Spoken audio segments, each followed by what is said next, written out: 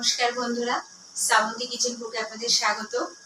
আজকে কোনো রান্নার রেসিপি নিয়ে আসিনি, আজকে একটা বিকেলের নাস্তা নিয়ে এসেছি চা দিয়ে খাওয়ার জন্য। আলুর ফিশ ফ্রাই।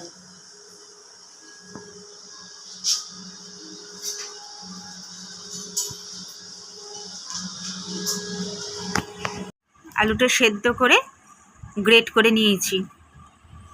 আলু গ্রেট করে নিয়েছি বন্ধুরা। যে আদা আর রসুন একটু নিয়েছি, বেসন নিয়েছি, লঙ্কা কুচি নিয়েছি, পেঁয়াজ কুচি নিয়েছি, আর নিচে হচ্ছে নুন, হলুদ আর জিরের গুঁড়ো।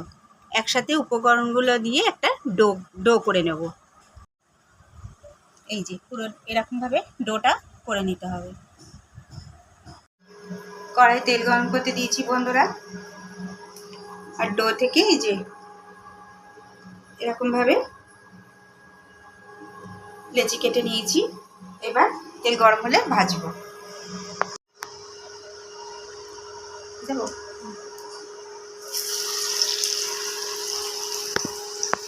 এই দেখুন বন্ধুরা,